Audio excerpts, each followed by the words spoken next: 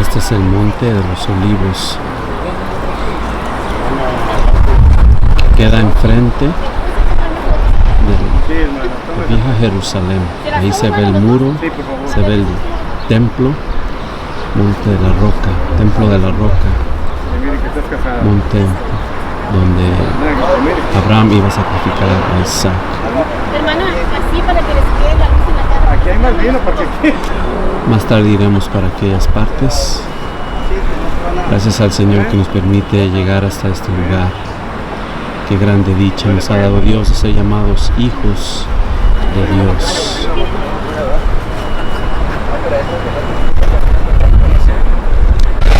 Aquí estamos fuera del muro.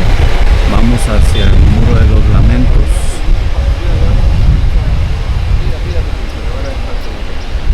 Y se ve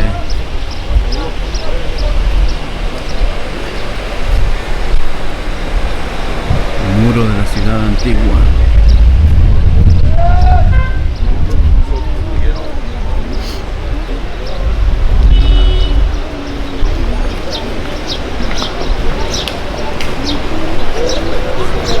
Ese nombre lo inventó David en Arabia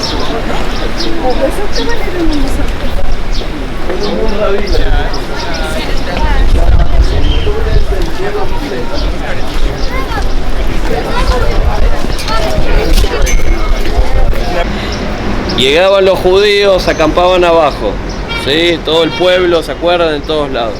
Jesús, familiares, discípulos, no importa, todo el mundo tenía la misma obligación. ¿Qué es lo primero que creen que tenían que hacer antes de subir al templo? Al lugar más sagrado. Muy bien. Pasaron ya el examen antes de que se los hagan, ¿sí? Purificarse. Miren aquí a sus lados, aquí está, desde que nos bajamos del bus, son todos lugares de purificación.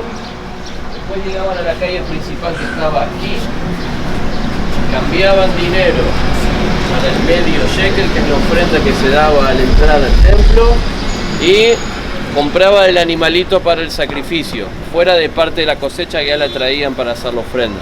Pues no se van a tener un cordero desde Nazaret, ya vieron lo lejos que queda, ¿sí? Así que había un mercado enorme aquí, había movimiento de gente, también vendían comida, especias, lo que la gente necesitaba.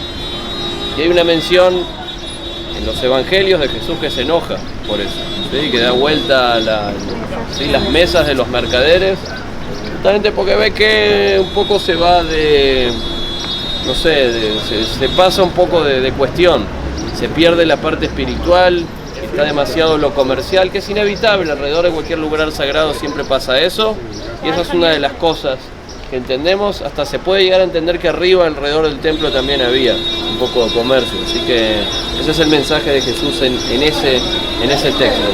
Y vamos pasando, van a ver de frente donde estaba la calle principal, el Cardo, que va de sur a norte, y nos vamos a ir acercando para las ruinas. Vamos a ver estamos viendo, hubo un festejo aquí abajo. Esta es una zona arqueológica, un parque arqueológico. Lo que vemos de frente, ven dos grandes muros que se juntan, ¿sí?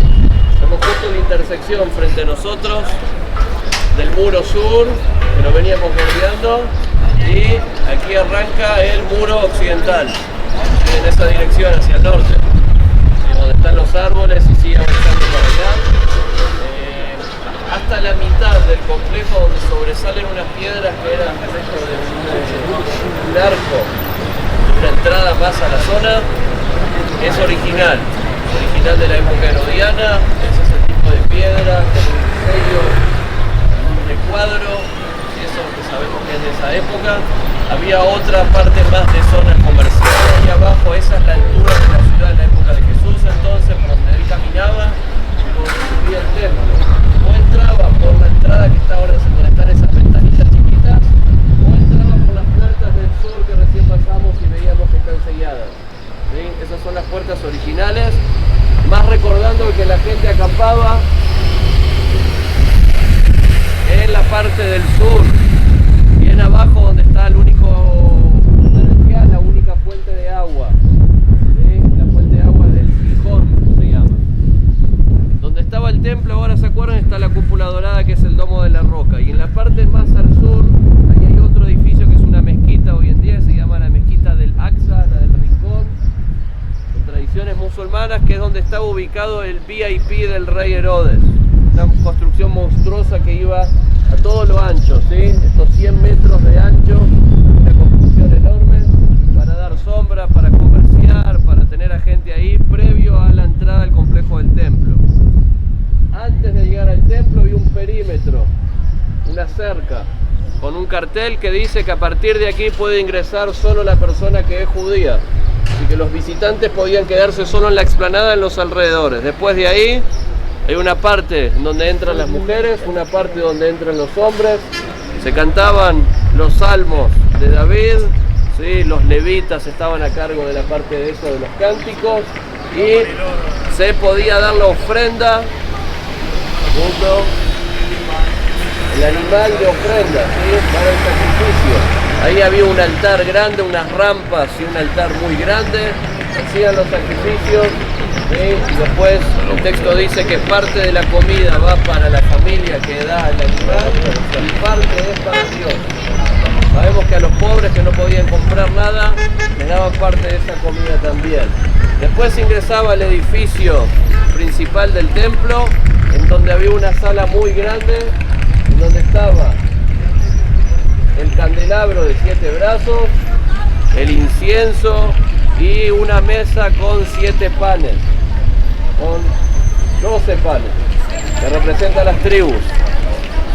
A partir de ahí pueden entrar solo los sacerdotes y los levitas.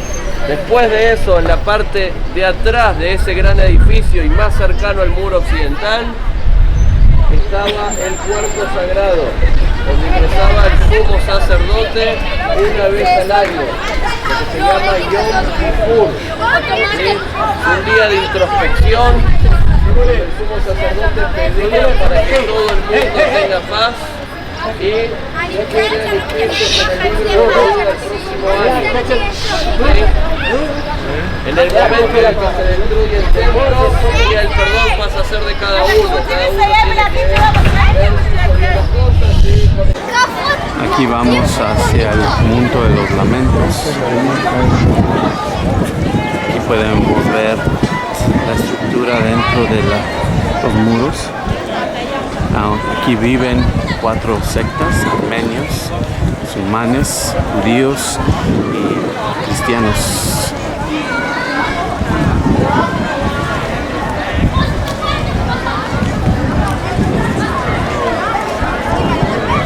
Ese es el muro de los lamentos. Los hombres oran a un lado y las mujeres y los niños a otro.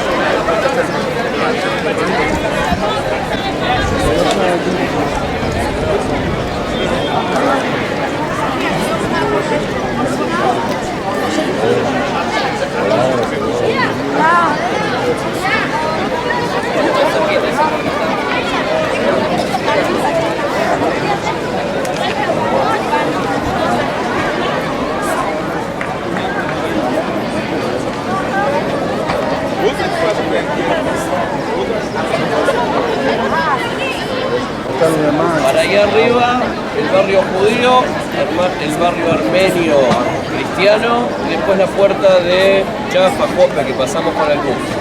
Para este lado el barrio musulmán, para allá el barrio cristiano general, ¿sí? La puerta de Damasco está para ese lado. Lo importante es la cercanía al cuarto sagrado que estaba arriba, el Kodesh HaKodashim, el Santo Santorum, el Santo de los Santos, donde estaba la piedra de la prueba de fe, donde ponen el arca de la alianza y donde ingresaba solamente el sumo sacerdote en el Cohen Agadol una vez por año, ¿sí? Así que toda la cuestión del muro pasa a ser porque se destruye el templo. La población judía, en la fecha que se conmemora la destrucción, el día 9 del mes 11 de nuestro 9/11, se subía donde estaban los restos del templo, se hacía un día de duelo, se rompían las ropas, se dejaban la barba, ungían las cosas con aceite, hasta que los van a sacar a los judíos de esa zona y se van a juntar lo más cerca que puedan, aquí. ¿Sí?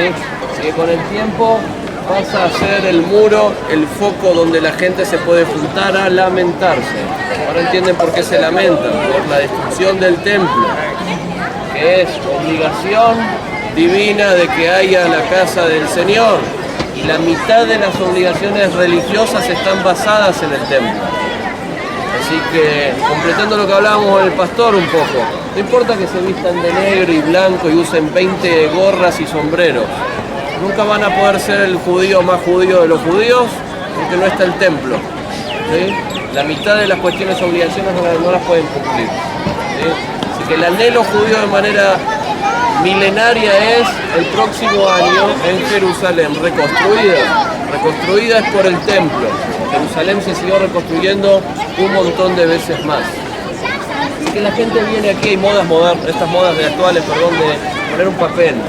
Sí, pueden poner un papel y está bien y es respetable, es una tradición, pero que es moderna. ¿Sí? La gente trata de, en este punto, conectarse con Dios. Lo pueden hacer aquí parados, lo pueden hacer en su casa también, pero esto es lo más cercano a lo sagrado que había.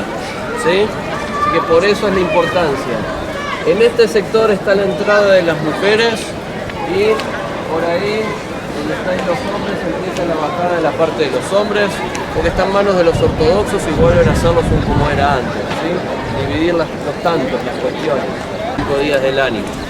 Los hombres, que tienen que hacer un trabajo más duro hacia el Señor, cuando van a entrar van a ver hacia la izquierda una parte cerrada, es una sinagoga muy grande, pegado al muro, que ahí van a estar rezando, si alguno de los 3 rezos diarios que se hacen para reemplazar a los 3 sacrificios diarios que se hacía arriba cuando estaba el templo. ¿Okay?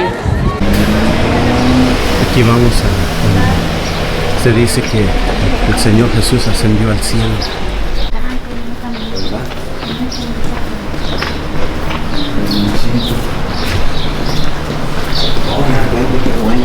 A ver, está bien lleno aquí.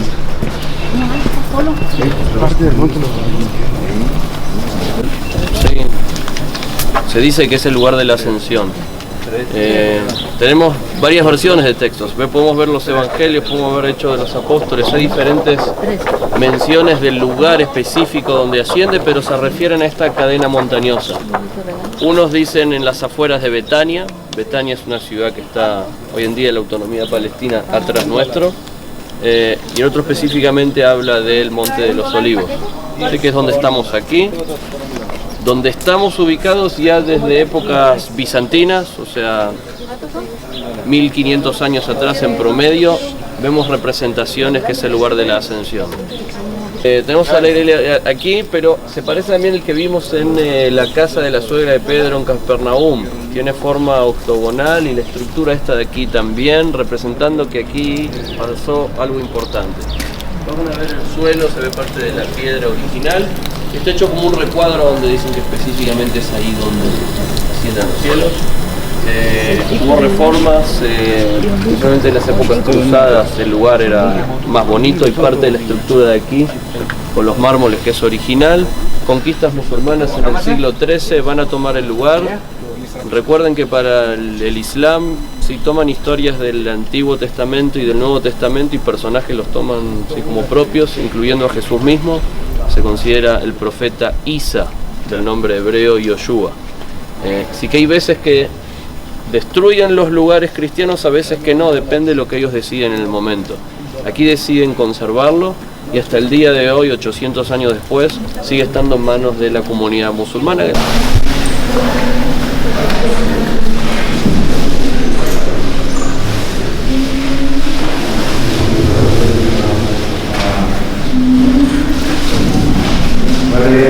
¿Cuál es aquí la ascensión? Entonces los que se habían reunido les preguntaron diciendo: Señor, ¿lo instituirás el reino de Israel en ese tiempo? Y les dijo: no os toca a vosotros saber los tiempos o las sazones que el Padre puso en su sola potestad. Pero recibiréis poder cuando haya venido sobre vosotros el Espíritu Santo, y me seréis testigos en Jerusalén, en toda Judea, en Samaria y hasta lo último de la tierra. Y habiendo dicho estas cosas, viéndolo ellos, fue alzado y le recibió una nube que le ocultó de sus ojos. Y estando ellos con los ojos puestos en él, en el cielo, entre tanto que iban, he aquí, se pusieron junto a ellos dos varones con vestiduras blancas, los cuales también les dijeron: varones galileos, ¿por qué estáis mirando al cielo? Este mismo Jesús que ha sido tomado de vosotros al cielo, así vendrá como le habéis visto ir al cielo. Hagamos una oración. Padre Santo y poderoso, te damos gracias por estar en este lugar donde tradicionalmente, Señor, fue tu ascensión, donde tú ascendiste al cielo. Gracias por esta oportunidad de estar en este lugar, Señor. Gracias por mis hermanos y hermanas que hemos venido por tu gracia divina, Señor. Muchas gracias por esta oportunidad. En el nombre de Jesucristo nos vamos contentos y felices de ir a Tierra Santa porque hemos podido venir a este lugar. En el nombre de nuestro Señor Jesucristo. Muchas gracias, Señor, por esta oportunidad. En el nombre de Yeshua HaMashiach, a quien sea la honra y la gloria desde ahora y para siempre. Amén.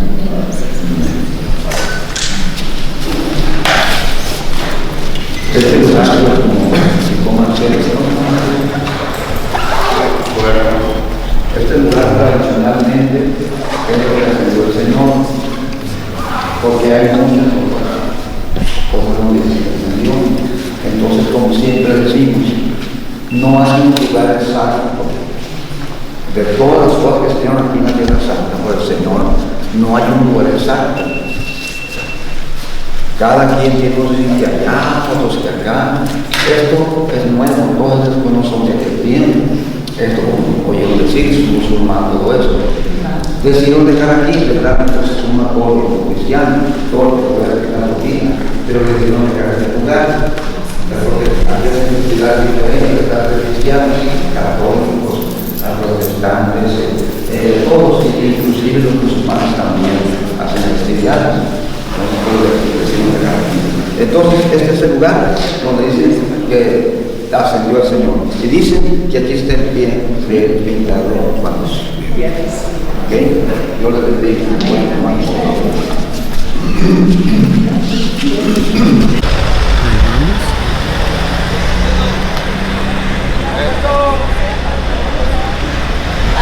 ¿Contentos?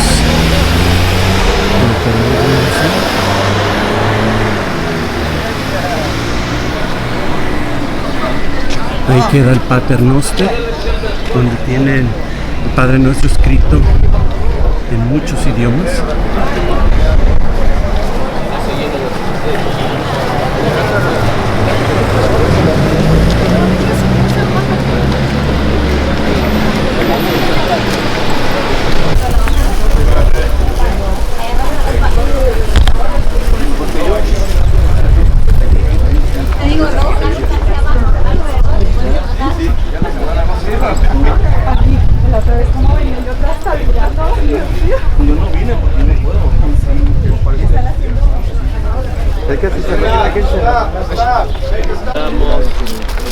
Les cuento que vemos, les doy unos minutos de fotos y seguimos bajando.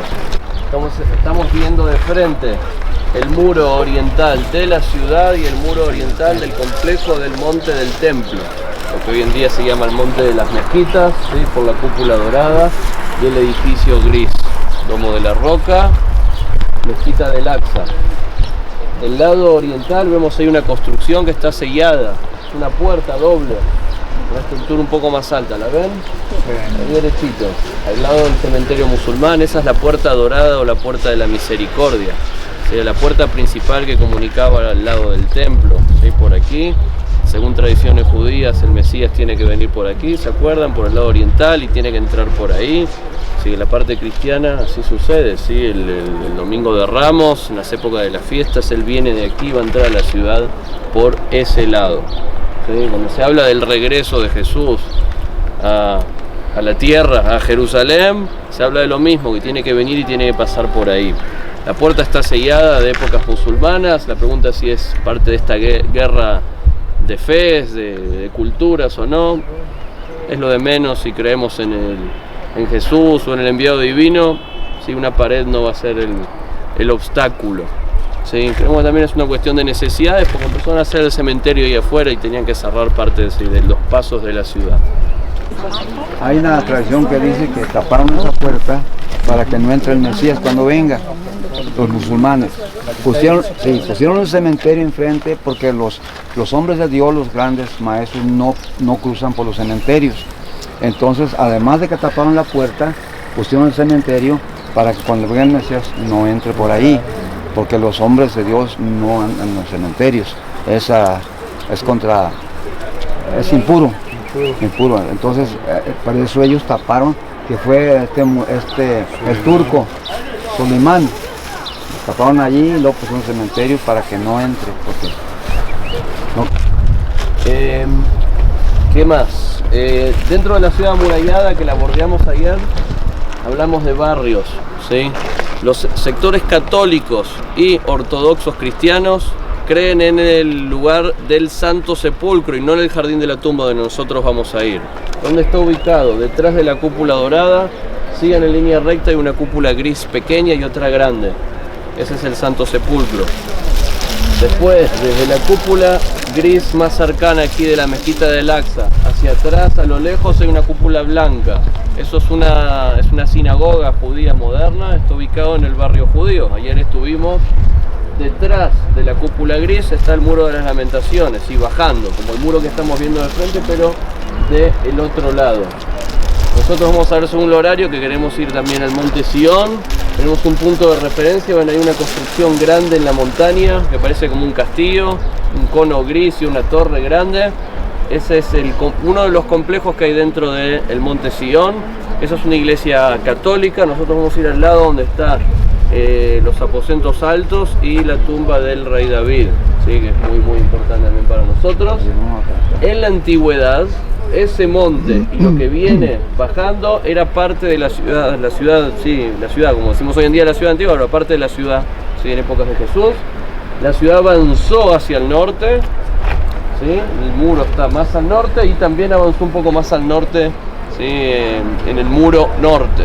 Así como que se movió. El límite oriental se mantiene por el cementerio y acuérdense que el límite occidental también por el valle grande que había y por la zona de las fortalezas de los macabeos, de Herodes y demás. Así que la ciudad más o menos mantiene la forma original, en cantidad de gente, ¿sí? También. ¿Qué más tenemos por aquí? Después empieza la ciudad moderna, todo lo que se ve por allá, la parte occidental que se llama. El valle grande de aquí es el Valle del Cedrón. El monte que tenemos aquí de frente es conocido como el Monte del Comisionado, donde había una posición de los británicos que observaban que todo esté tranquilo en Jerusalén. Y lo que ya se ve del fondo, la segunda colina, es Belén, ¿sí? Que a nivel antiguo, muy importante, ¿sí? Tanto para la historia de David, por supuesto de Jesús, ¿sí? Se llama la Casa del Pan, Beit Lehem, ese es el nombre hebreo antiguo. Una buena zona de cosecha, ¿sí? De trigo y demás. En esa misma dirección después está la ciudad de Hebrón, la tumba de los patriarcas, como hemos visto en la película de Abraham, allá por Beersheba, ¿sí? Aquí estaba parte del cementerio. Aquí se mezclan tumbas modernas y tumbas antiguas. Ven que todavía hay espacio. Y todo también que tiene que ver acá con los cementerios, acuérdense también porque hicimos de la llegada del Mesías. ¿Cuál es la idea teológica antigua? Que los cuerpos se van a levantar, ¿sí? Para ir al paraíso todos los cuerpos se van a levantar y la gente quiere estar enterrada en el primer lugar. No sean problemas, van a llegar a Los Ángeles, a Buenos Aires, a México, ¿sí? A todos lados va a pasar lo mismo, pero la gente quiere estar en primera fila, ¿sí? Y ya conocemos a la gente y para eso paga mucho dinero para poder estar aquí. Eso no es así.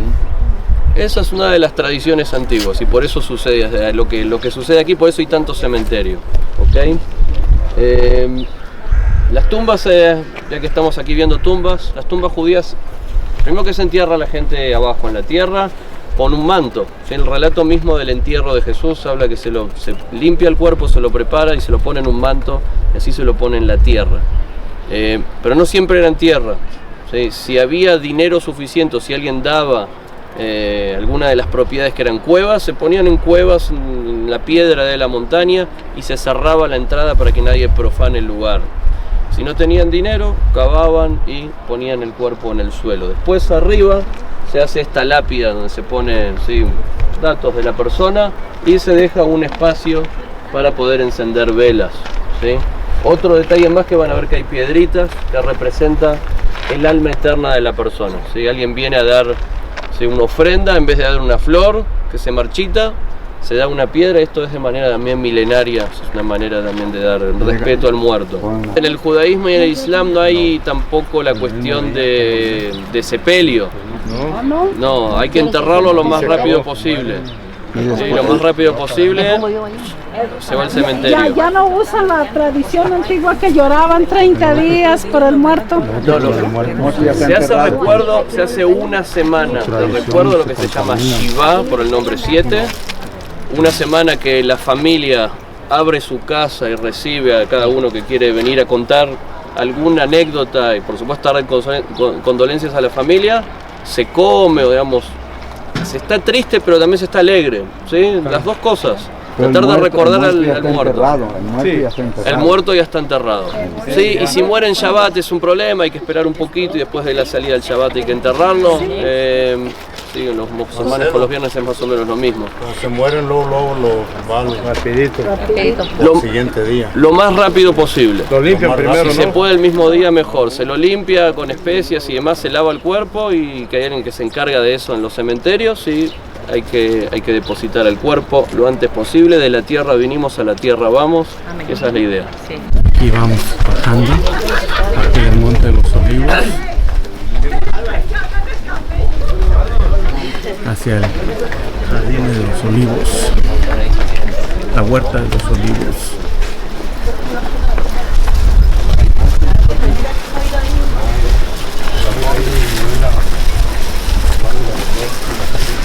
Mani. ¿De qué viene del hebreo Gat Shmanim? Prensa de olivos.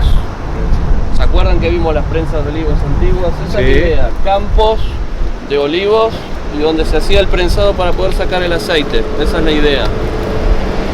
El complejo en sí, tanto de este lado como del otro lado de la calle, está en manos de los franciscanos católicos que ya desde 800 años atrás cuidan parte de los lugares santos, ¿sí? Ahora que vamos a hacer el relato, nos vamos a unir qué es lo que pasaba aquí, pero antes de que me pregunten, los árboles que vemos aquí son antiguos y hay algunos que datan de la época del relato mismo, ¿sí? de la época de Jesús. Son unos 7 árboles, hicieron prueba de lo que se llama carbono 14, por medio de las cuestiones orgánicas se puede saber la época. Y todavía de 2000 años tenemos aquí árboles. El olivo tiene la virtud de poder tener retoños nuevos. Como que parte del árbol muere y parte vuelve a vivir.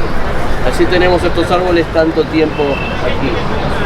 Por esta huerta de olivos se lo conoce al monte como Monte de los Olivos. Pero como vimos en el camino, no es que había muchos olivos, es más, hay más cementerio que olivos en sí. Y aquí sucede algo muy importante luego de la última cena, así que vamos a ir a verlo después, que se juntan dos historias en un mismo punto, la última cena y la historia del Pentecostés, el mismo lugar de los aposentos altos. Después de la última cena va a venir aquí Jesús con parte de los discípulos y va a ser apresado, así que ahora pasamos a la lectura y lo hacemos entero. Amén. Entonces llegó Jesús con ellos a un lugar que se llama Getsemaní, aquí es, y dijo a sus discípulos: sentaos aquí, entre tanto que voy allí y oro. Y tomando a Pedro y a los 2 hijos de Zebedeo, comenzó a entristecerse y a angustiarse en gran manera. Entonces Jesús les dijo: mi alma está muy triste hasta la muerte, quedaos aquí y velad conmigo. Yendo un poco adelante, se postró sobre su rostro, orando y diciendo: Padre mío, si es posible, pase de mí esta copa, pero no sea como yo quiero, sino como tú. Aquí fue.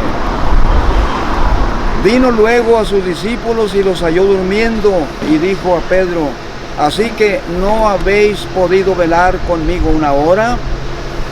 Velad y orad, para que no entréis en tentación. El espíritu a la verdad está dispuesto, pero la carne está débil. Otra vez fue y oró por segunda vez, diciendo: Padre mío, si no puede pasar de mí esta copa sin que yo la beba, hágase tu voluntad. Vino otra vez y los halló durmiendo, porque los ojos de ellos estaban cargados de sueño. Y dejándolos, se fue de nuevo y oró por tercera vez, diciendo las mismas palabras. Entonces vino a sus discípulos y les dijo: dormid ya y descansad. He aquí, ha llegado la hora, y el Hijo del Hombre es entregado en manos de pecadores. Levantaos, vamos, él se acerca el que me entrega. Dice esto. A seguir. Mientras todavía hablaba, vino Judas, uno de los 12, y con él mucha gente con espadas y palos de parte de los principales sacerdotes y de los ancianos del pueblo. Y el que le entregaba les había dado señal diciendo: al que yo besare, ese es, prendedle. Y enseguida se acercó a Jesús y dijo: salve, maestro, y le besó. Y Jesús le dijo: amigo, ¿a qué vienes? Entonces se acercaron y echaron mano a Jesús y le prendieron. Aquí pasó esto.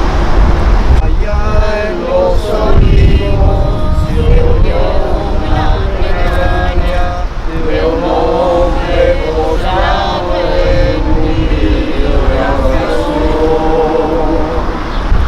En ella imploraba el amparo divino, la angustia y la amara en su corazón.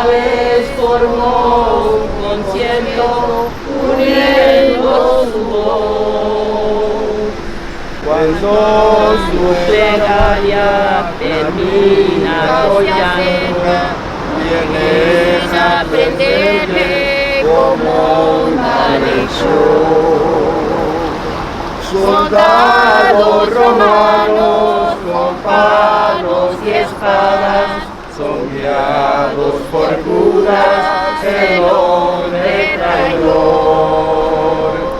En soledad, en aquella amarga agonía, se vio por su amor.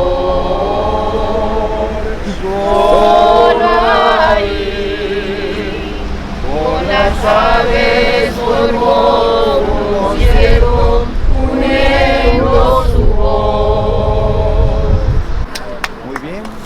estamos aquí en el jardín de Getsemaní. Dios les bendiga. Amén. Aquí vemos olivos muy antiguos. Sí. Más viejos que los árboles. Aún en su vejez retoñan.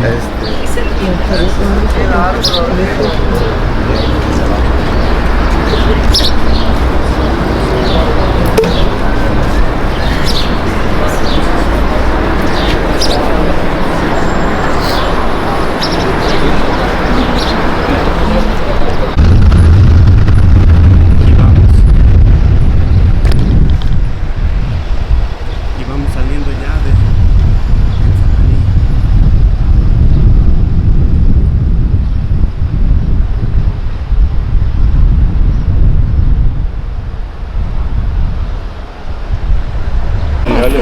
Las flores sea porque tiene ahí símbolos, arriba tiene una, en los costados tiene otros pero casi no se ven.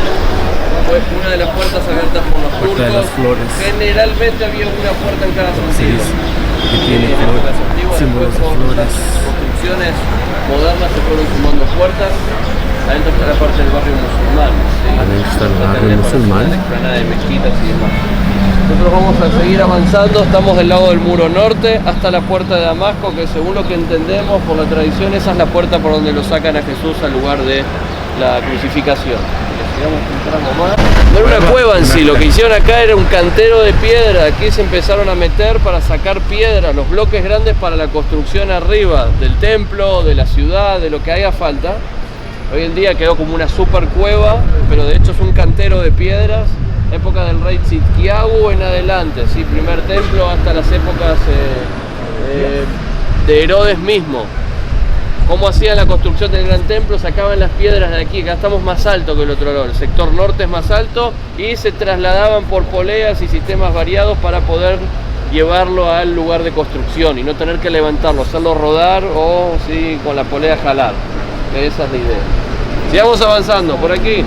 Es el camino obligatorio para entrar o salir de la ciudad y el jardín de la tumba lo tenemos aquí a 200 metros, así que por lo que entendemos, luego del juicio que va pasando de mano en mano, ¿sí? Primero está con el Sanedrín, después va con Herodes, después va con el gobernador Pontios Pilatos, de vuelta con Herodes, Pontios Pilatos, lo que dice que ustedes están diciendo cuál es el castigo, así que se lava las manos, se lo azota, lo ponen así con ropas como si fuese el César, porque el juicio es que dice que es el rey de los judíos, el INRI que a veces ve, Jesús Nazareno, rey de los judíos, y lo llevan a un lugar que ya estaba preparado para crucificaciones, que es uno de los dos métodos que tienen los romanos para matar, el otro es por medio de lapidación. Y así que lo que vamos a visitar es el lugar donde entonces muere crucificado y donde lo van a enterrar en la cueva, así que le van a regalar, prestar. Vamos a entrar al complejo, quiero ver nada más que venga el último. Aquí vamos al jardín de la tumba. Vamos a ir hacia el Monte Calvario, el Monte de la Calavera. Aquí podemos ver cómo han arreglado para varias actividades, inclusive los que desean tener algún servicio, la Santa Cena. Luego pasaremos a donde se dice que fue la tumba. Vean qué bonito tienen arreglado aquí. Mis amigos, ustedes han venido a un lugar muy pero muy especial. El Jardín de la Tumba. Ahora, el Jardín de la Tumba, mis amigos, es una de dos tradiciones oficiales, ¿sí? Para el lugar de la crucifixión, la sepultura y la resurrección de nuestro Señor Jesucristo. Ahora, ¿por qué digo dos tradiciones oficiales?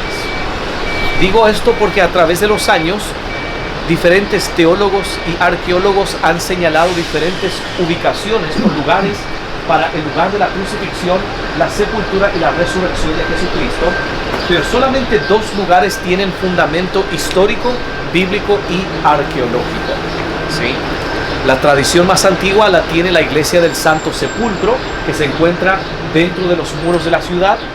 Ese lugar fue establecido en el siglo IV después de Cristo por la madre del emperador Constantino, Helena, y a través de los siglos, por más de 1700 años, y aún hasta el día de hoy ese lugar es identificado como el lugar tradicional.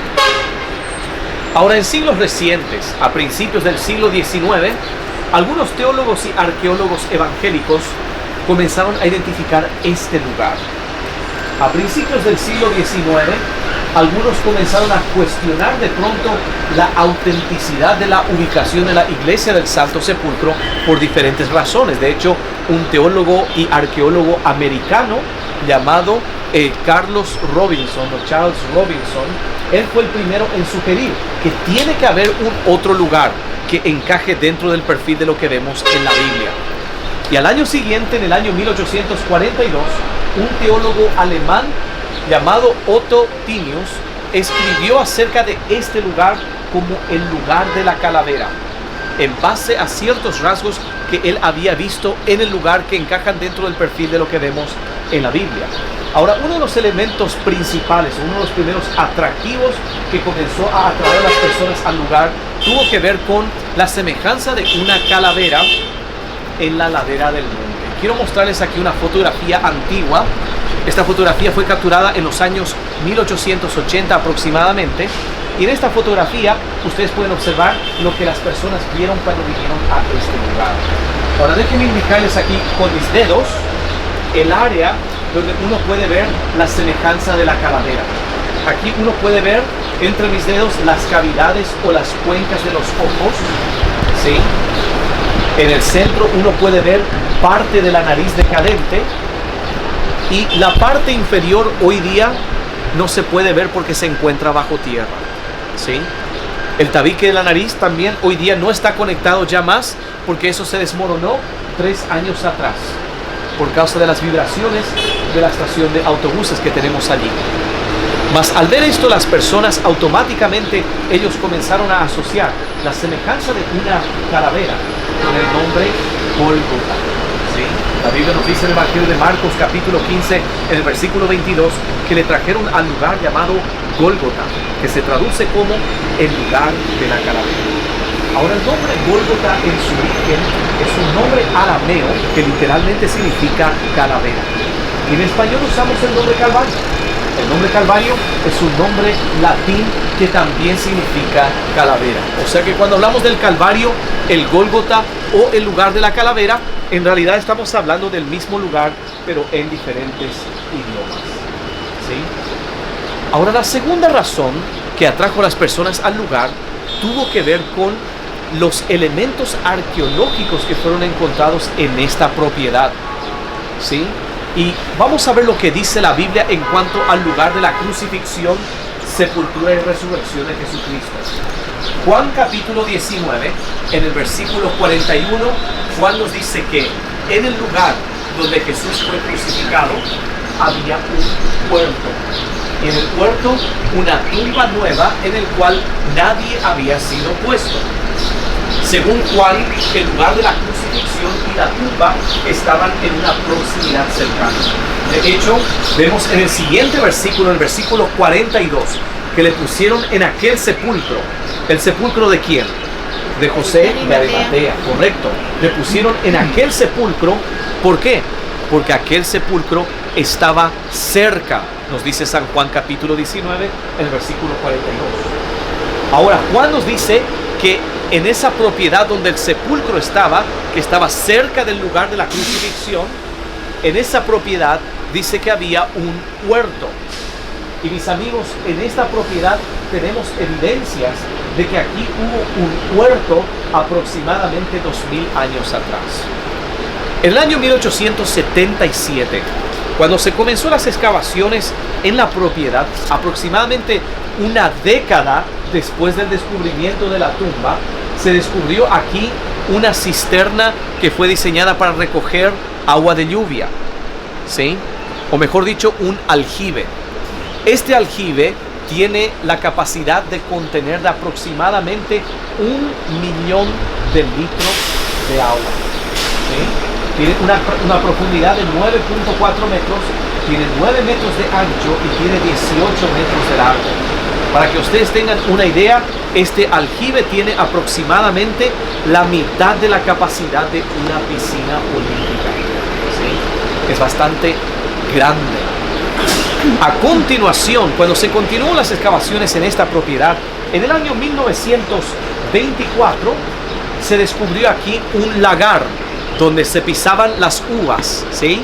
Para extraer el mosto para producir el vino. Mis amigos, el hallazgo de este lagar fue fundamental para el lugar, porque nos dice que aquí hubo un viñedo aproximadamente 2000 años atrás. Y en la antigüedad, mis amigos, la producción de uvas, la producción de vino estaba asociada, así como lo es en el día de hoy, estaba asociada con gente de mucho dinero. ¿Por qué menciono esto? Vemos en la Biblia, mis amigos, que el dueño de la propiedad donde Jesús fue sepultado fue ¿quién? Usted había dicho José de Arimatea, ¿sí? José de Arimatea. ¿Quién fue José de Arimatea según lo que vemos en la Biblia? Él fue un seguidor, según lo que vemos en Juan capítulo 19, el versículo 38. Él fue un discípulo, un seguidor secreto de Jesús. Él era miembro del consejo judío de ese entonces, lo que sería el equivalente hoy día a un miembro del parlamento del día de hoy. Y la Biblia dice que él fue asistido por un otro hombre llamado Nicodemo. Ahora, si el Nicodemo que vemos en la Biblia, mis amigos, es el mismo Nicodemo que vemos en escritos talmúdicos judíos, entonces el Nicodemo que vemos en la Biblia fue el tercer hombre más rico en todo Israel. ¿Sí? Estamos hablando de gente de mucha influencia, de mucho dinero. Y ellos fueron a pedir por el cuerpo de nuestro Señor Jesucristo. Y trajeron el cuerpo del lugar de la crucifixión al sepulcro de José de Arimatea. ¿Por qué? Porque aquel sepulcro estaba cerca. Y esto nos trae al elemento más importante que vamos a estar viendo ahora en unos instantes, que es el sepulcro vacío. Mis amigos, para nosotros como cristianos, nacidos de nuevo, ¿sí? La resurrección física de Jesucristo es un elemento clave para el evangelio que creemos, para el evangelio que predicamos en este lugar. El apóstol Pablo dice en 1 Corintios capítulo 15 que si Cristo no resucitó de los muertos, vana es nuestra fe. Y si Cristo no resucitó de los muertos, Pablo dice que todavía estamos en nuestros pecados y de que somos dignos de conmiseración. O en otras palabras, usted y yo estamos perdiendo nuestro tiempo aquí. Comamos y bebamos porque total mañana moriremos. Nuestra fe no tendría un fundamento si Cristo no resucitó físicamente entre los muertos. Y esa es la certeza del cristiano, de que tenemos salvación eterna en Cristo Jesús. Porque tenemos a alguien que aboga por nuestra causa físicamente a la diestra del Padre. Y por esta razón Jesús pasó 40 días manifestándose a sus discípulos, mostrando pruebas contundentes de que Él había resucitado físicamente de entre los muertos. Y por eso el apóstol Pablo dice en el versículo 20 de 1 Corintios 15, mas Cristo resucitó de los muertos y Él es las primicias de aquellos que durmieron en Él. El sepulcro que tenemos aquí, mis amigos, es un sepulcro judío y está, como usted dice, vacío. Aleluya. Sí. Es un sepulcro vacío de una familia judía adinerada. Este sepulcro fue descubierto en el año 1867. Este sepulcro por dentro está dividido en dos partes o en dos cámaras. Quiero mostrarles un diseño que fue hecho por un arqueólogo local llamado Gabriel Barcay en el año 1986.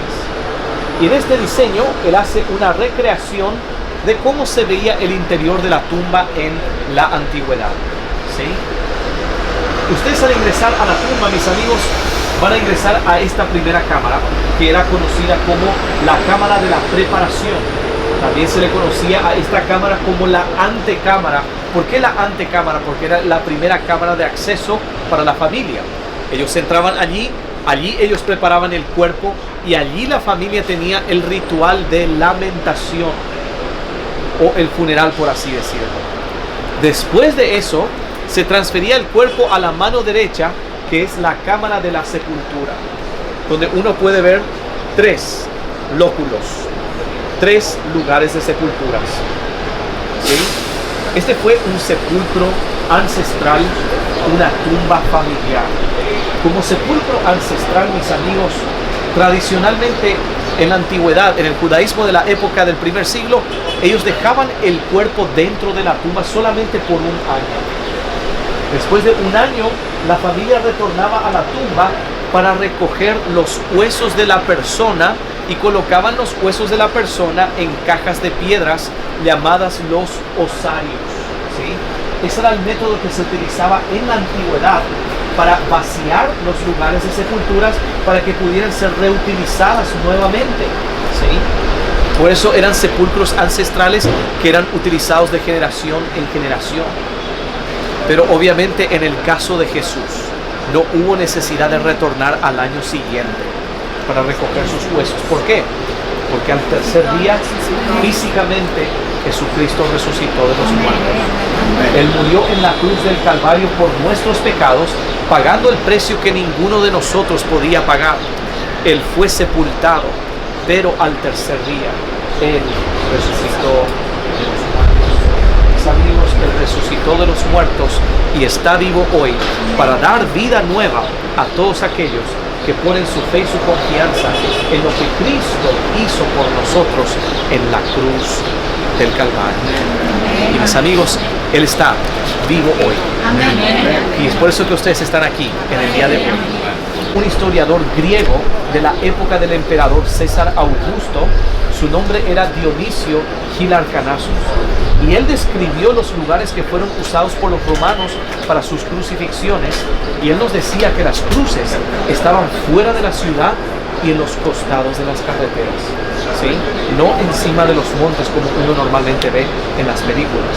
La cuestión es que la gente le llama al lugar de la crucifixión de Jesús el Monte Calvario, pero por la tradición, la palabra monte en primer lugar no aparece en los evangelios, en ninguno de los evangelios en conexión al lugar de la crucifixión. Por ejemplo, Marcos 15:22, Juan capítulo 19, versículos 16 al 18 nos dicen que le trajeron al lugar llamado Gólgota, que se traduce como el lugar de la calavera. No, la palabra monte no aparece, ¿sí? De hecho, tenemos indicios de que la crucifixión estaba más bien cerca de una carretera transitada. No sé si hace sentido. Sí, buena aclaración. Aún en Roma, por ejemplo, los romanos exhibían las cruces no encima de los montículos, sino más bien en el costado de la famosa Vía Appia, porque la idea era que sirviera de intimidación, de escarmiento.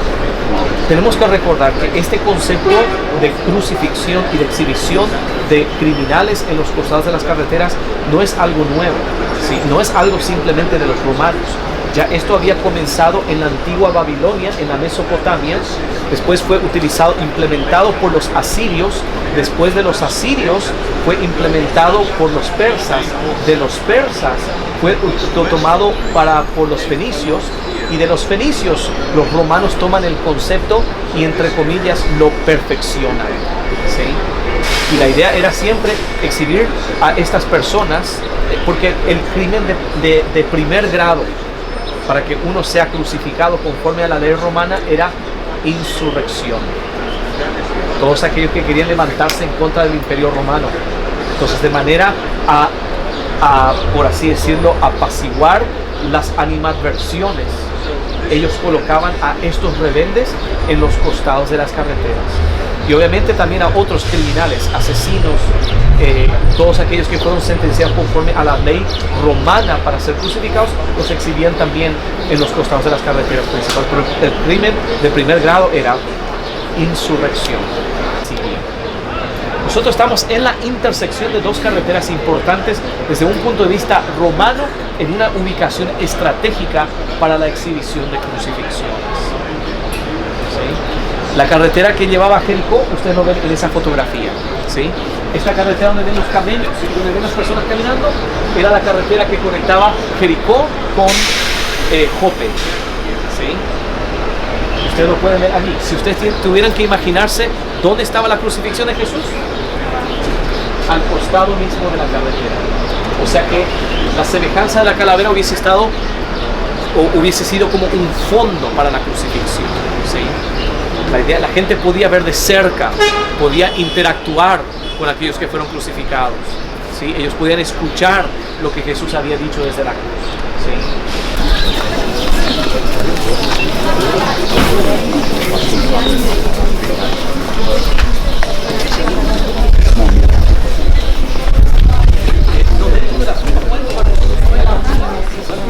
Solamente en esta área, tanto como sea posible, la idea es que este lugar se Estamos entrando a la tumba. Estamos entrando a la tumba. Aquí está la tumba vacía.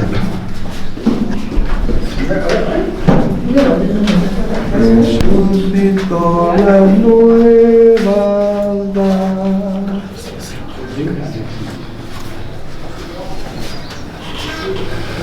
Gracias, Padre Santo, Gracias, Señor. por el sacrificio que hiciste por nosotros, Señor. Que resucitaste, qué bueno que resucitaste. Gracias, Señor, La Dios tumba nuestro Dios vacía, vivo. en el nombre de Jesucristo. Gracias por llevar la carga de Gracias, nuestros Señor. pecados, Señor. Amén, sí, Señor, en el nombre de Bendito Jesús. seas por la eternidad. Gracias, Padre, en el nombre de Jesucristo. Bendito Dios. En el nombre de Jesús. Ha resucitado. Ha resucitado. De los muertos es el Señor. La ofrenda.